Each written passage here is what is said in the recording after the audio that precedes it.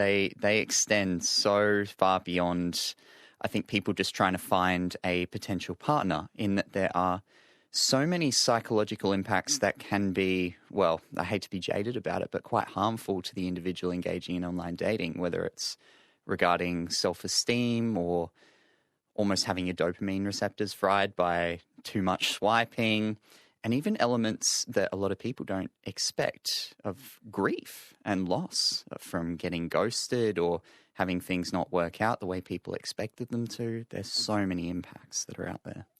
Do you see clients now presenting with some of these cases that are just jaded by online dating, and they wish it was 1950 again and they could, meet someone at a milk bar and have a nice traditional romance again? Yes, and that's not just limited to people who might have even been alive close to 1950. And I have seen people engaging in online dating who have been in their 50s, 60s, even 70s as well.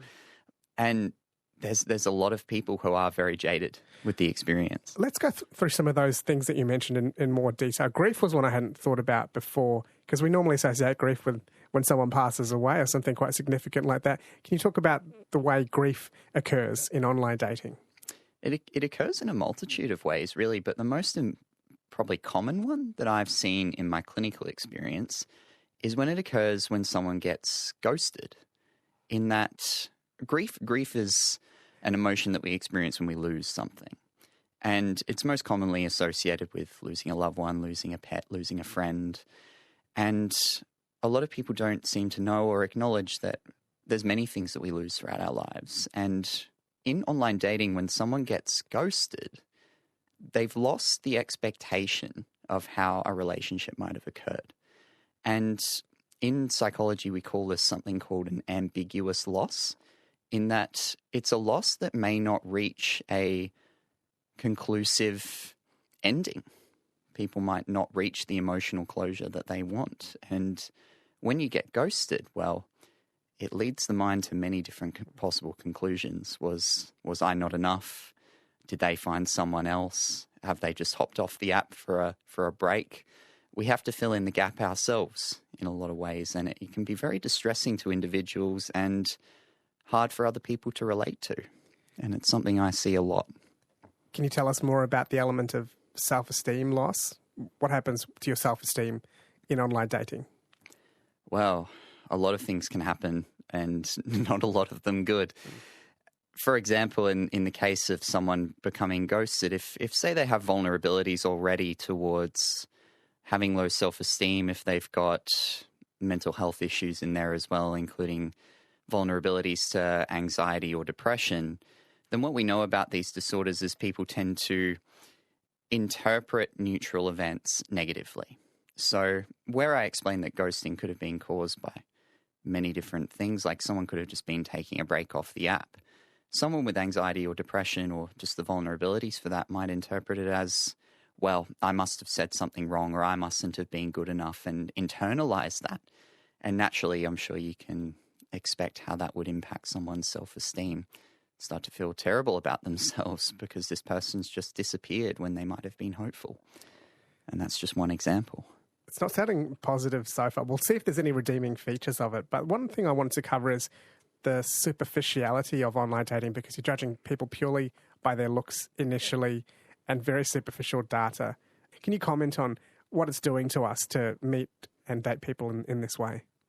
It definitely forms a quicker decision-making in the brain, in that people will just make decisions off vanity, essentially. And that's what the apps do reinforce. You know, they get you to put up a certain number of pictures, sometimes some prompts with words in them, but most apps don't have that as a compulsory thing.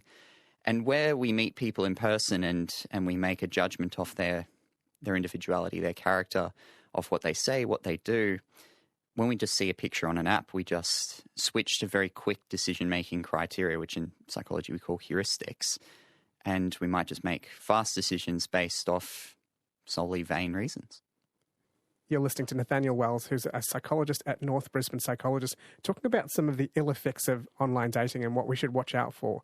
Are there any factors about a person that influence what kind of experience they'll have on online dating? You've mentioned if they're prone to anxiety and depression, that can make it a lot harder for them. What about people of different age groups, genders, other kinds of personality types? Can you tell us what might influence the experience that you have when you're online dating? There's definitely differences between gender in terms of the research points towards males tending to seek more casual experiences through online dating, but not all of them. It's more overrepresented in males than females, for example. In the female demographic, I believe the research points to online dating use and problematic use being used to support self-esteem. So in that demographic, there may be a higher use of just continued swiping in order to bring up self-esteem on the other end of it coming down. So in that way, it can sometimes be positive. But then if it becomes contingent on the app, then we have some problems. Then in terms of age demographics, there's actually a bit of a gap in the research at the moment. So hopefully more of that will come along soon. Can you switch from your psychology mode to sociology mode? All this impact that we're having through online dating from a psychological perspective on the individual, can you see how that might impact society more broadly as we go to the next generation?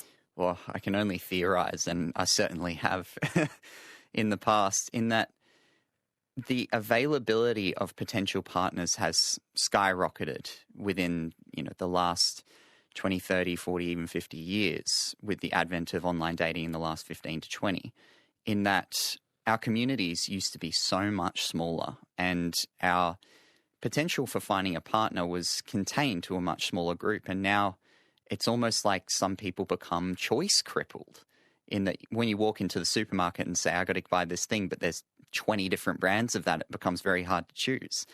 And from a sociology perspective, perhaps people are waiting longer to find the partner that they're going to stay with because there's so many more people to choose from. And we almost get this grass is greener on the other side idea in our minds of, oh, but someone else might be better for me, so maybe I'll wait.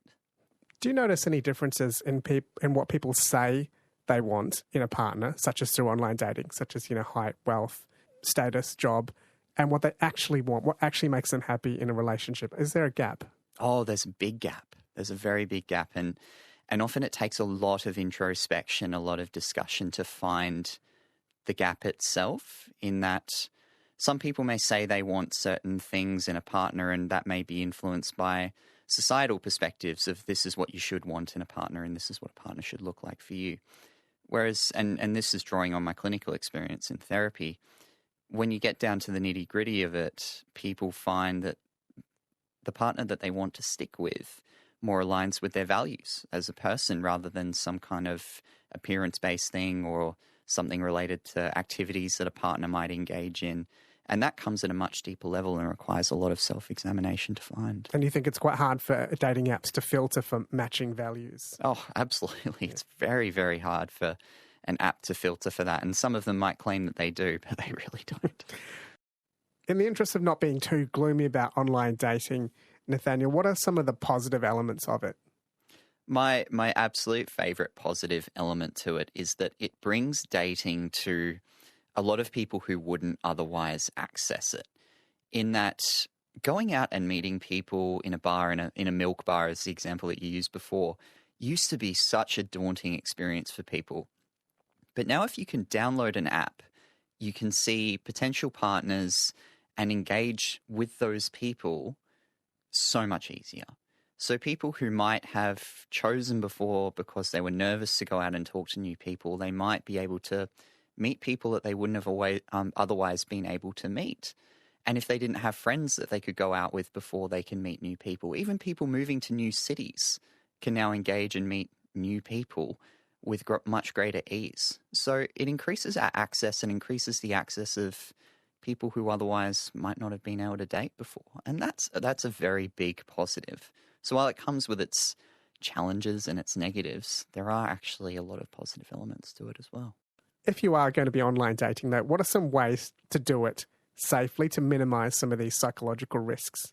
Definitely engage in what I call mindful consumption, in that a dating app is just like any other aspect of social media, but perhaps even more dangerous, where the more we engage with these things, the more harmful they can be and the more addictive they can be. And when I talk about mindful consumption, I talk about when you're using these apps, because it's very hard to not use these apps in the dating landscape of the modern world, make sure that you're checking yourself constantly and going, am I just on this because I'm bored?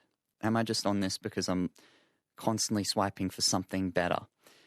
Check in with yourself, make sure you're present, and set time limits for yourself. I'll only do 10 minutes today. And then if you're chatting to someone, chat to them. But make sure you're not engaging in too much swiping.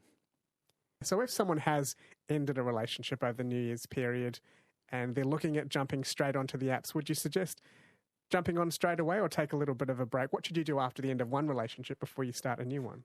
Take some time to yourself and engage with your friends, engage with your other social supports, because a relationship isn't just a romantic relationship. We have many, many relationships in our lives that can be just as fulfilling, if not more.